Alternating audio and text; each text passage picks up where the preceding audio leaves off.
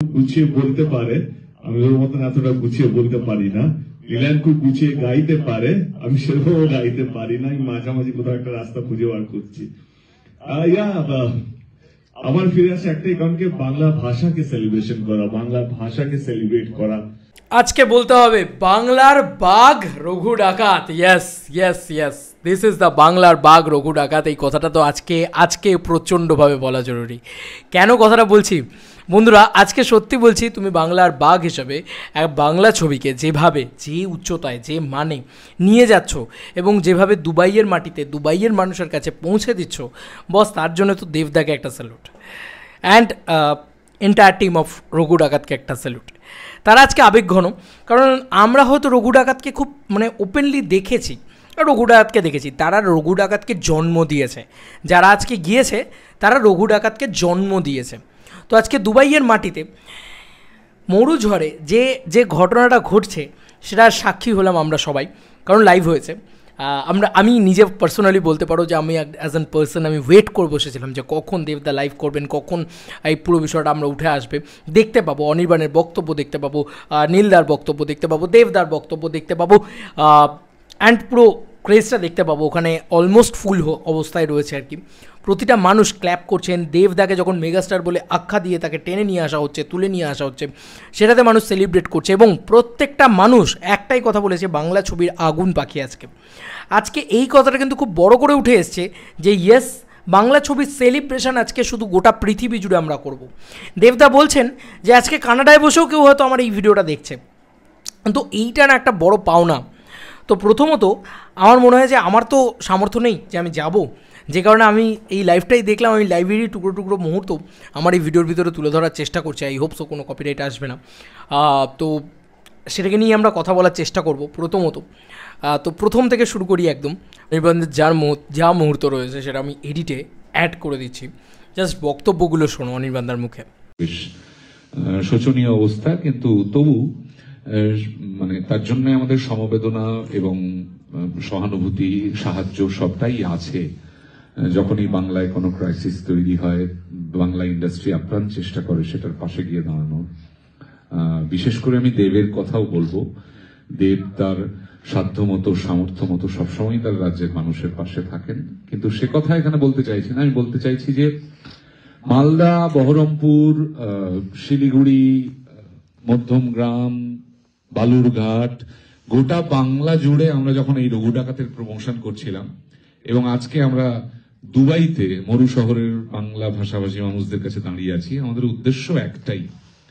দেবের প্ল্যানও এটা, বা রঘু ডাকাত নিয়ে, এর আগে খাদানও এখানে এসছে, আপনারা জানেন যে অল অ্যাক্রস দ্য ল্যাঙ্গুয়েজ, যারা পৃথিবীর যে কোনো জায়গায় থাকেন, গ্রামের বাঙালি মানুষ হোক, জেলার হোক, মফস্বলের হোক, পশ্চিমবঙ্গের শহরের হোক, ভারতবর্ষের অন্যান্য সিটিগুলোতে হোক, বা বিদেশে যে সমস্ত মানুষেরা থাকেন, সমস্ত ধরনের মানুষ,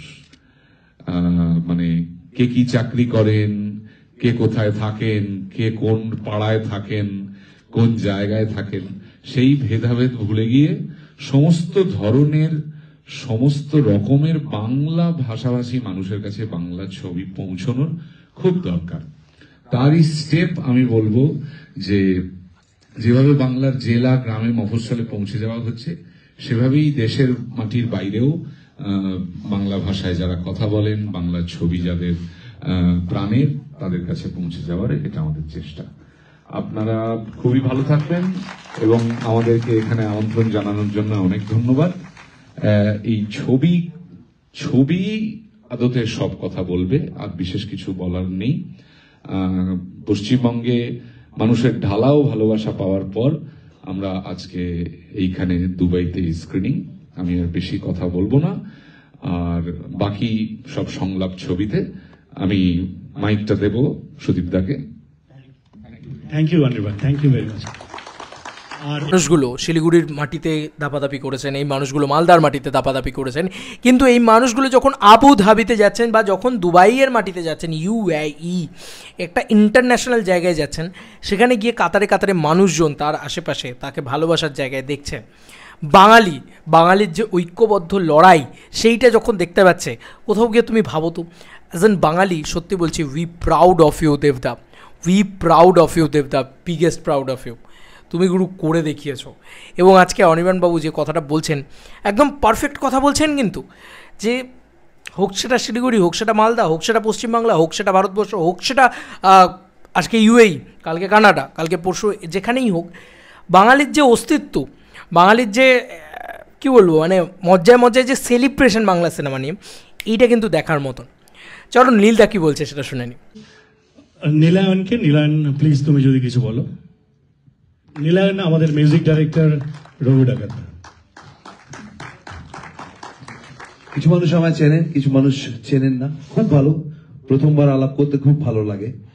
প্রথম যখন কিশমিশ ছবিতে আমাকে দেবদা সুযোগ দেয়, সঙ্গীত পরিচালনার দায়িত্ব দেয়, সেখান থেকে মানে থাকতে থাকতে অনেকের কাছে শুনেছিলাম তোরা কি ফ্যান্ডম দেখবি, আমরা একটা সময় যা বাংলা সিনেমা ফ্যানহুড দেখেছি, যা সেলিব্রেশন দেখেছি, তোরা অতটা হয়তো পাবি না। কিন্তু এখন যখন আবার নতুন করে বাংলা ছবি এক সুতোয়, সে মালদা হোক, শিলিগুড়ি হোক, দুবাই হোক, আবুধাবি হোক, সবাইকে এক সুতোয় বাঁধছে, সেখানে I would congratulate the megastar Dev, I would congratulate SVF, I would congratulate everybody fighting to get Bangla cinema here. Also you guys, মানে সবাই। I think Bangla cinema has proved to be আগুন পাখি, এবং এই ছবির ভাষায় বুকের পাঁজর বেঁধে রেখেছে ঝড় কত, এক যোদ্ধা তুই, গায়ে লাগে না তোর ক্ষত, যদি কেউ পারে রে শুধুই পারবি তুই, এ মহাযুদ্ধের শেষ দেখে ছাড়বি তুই, ওরে আগুন পাখি চল চল চল তুই ডানা ছড়া। চলুন সবাই মিলে বাংলা ছবি ডানা ছড়াই, আরো বড় আকাশে উড়ি। Thank you so much for all the love. Thank you Nilayan. দেখো নীলদা একটা কথা আমার খুব ভালো লেগেছে, যে নীলদা বলছে যখন আমরা করতে এসেছিলাম, কাজ করতে এসেছিলাম, তখন নাকি সিনেমা নিয়ে যে সেলিব্রেশন বা সুপারস্টারডম নিয়ে যে সেলিব্রেশন, সেটা তোরা দেখতে পাসনি। কিশমিশের মাধ্যমে নীলদা বারবারই বলে, এই কথাটা বারবার সব জায়গায় বলে, ইউএইতে গিয়েও বলেছে। তো দেবদা তাকে সেই সুযোগটা দিয়েছে। তুমি ভাবো যে এই মানুষটা যে সময় সত্যি ইন্ডাস্ট্রিতে এসেছে, তখন সত্যি সেলিব্রেশন, বাংলা ছবির যে সেলিব্রেশন, সেটা সত্যি আমার মনে হয় না যে সেভাবে ছিল বা সেভাবে হয়েছে। একটা তখন খুব যে একটা ভালো সময় যাচ্ছিলো, প্রচুর যে ব্লকবাস্টার বক্স অফিস আসছিলো, বা একটা বাংলা ছবি নিয়ে যে একটা সেলিব্রেশন, একটা কমার্শিয়াল ছবি না হলে সেলিব্রেশন হয় না ভাই কোনো দিন।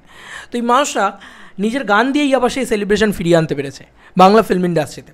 কী গান, কী বিষয় তোমরা সবাই জানো। বাপ এসেছে আজও প্রচণ্ড পপুলার, এবং এটা খাদান দিয়ে তারা তৈরি করেছে। এবং আজকে রঘু ডাকাত, তারা যে ইউএইতে যাচ্ছে, তারা যে দুবাইয়ের মাটিতে যাচ্ছে, এই যে ওয়াইড একটা ফ্রেম, এই যে ওয়াইড একটা ব্যাপার, এটা নিয়ে ভাই গর্ববোধ করো যে বাংলা ছবির সেলিব্রেশন শুধু ভারতবর্ষে নয়, শুধু পশ্চিমবাংলায় নয়, গোটা পৃথিবী জুড়ে ফিরিয়ে আনতে পেরেছে। অন্তত আমাদের পশ্চিমবাংলার যে বাংলা ছবি, তার যে সেলিব্রেশন, সেটা ফিরে এসছে। এবং আমার মনে হয় যে এইটা সবথেকে বড় জরুরি, যেটা নীলদাকে বলেছিল যে সেই সেলিব্রেশনটা আর পাবি না, এখন আর সেভাবে সেলিব্রেশন হয় না। বাট সত্যি নীলদার নিজের কাজ দিয়ে তিনি আবার কিন্তু ফিরিয়ে আনতে পেরেছেন। এটা সত্যি বলছি একটা কাবিলে তারিফ, এটা স্যালুট বানতে হয় এটার জন্য। এবং সিমিলারভাবে এই কথাটাই বলতে হয় যে রঘু ডাকাত শুধু পশ্চিমবাংলা কাঁপায়নি, রঘু ডাকাত শুধু ভারতবর্ষ কাঁপায়নি, রঘু ডাকাত এখন দুবাই কাঁপাচ্ছে। কতটা আবেগঘন মুহূর্ত টিম রঘু ডাকাতের জন্য, সেটা তোমরাই ভাবো। আচ্ছা চলো এবার মেগাস্টারের কথা শুনে নিই, মেগাস্টারের আগমন দেখে নিই। এবার মেগাস্টার দেব আরেকটা বড় ধরে হাতটা জোড়া। থ্যাংক ইউ সুদা, থ্যাংক ইউ সো মাচ। নমস্কার, প্রণাম, বড়দেরকে প্রণাম, এবং আমার থেকে যারা একটু ছোট আছেন বা আমি যারা আমার বয়সে আছেন তাদেরকে অনেক অনেক অনেক ভালোবাসা। ভীষণ ভালো লাগছে আমার মনে হয় অনেকের সাথে আজকে আমার সেকেন্ড টাইম দেখা আপনার Khadaan. Thank you so much. Anirban খুব গুছিয়ে বলতে পারে, আমি ওর মতন এতটা গুছিয়ে বলতে পারি না। নীলায়ন খুব গুছিয়ে গাইতে পারে, আমি সেরকম গাইতে পারি না, আমি মাঝামাঝি কোথাও একটা রাস্তা খুঁজে বার করছি।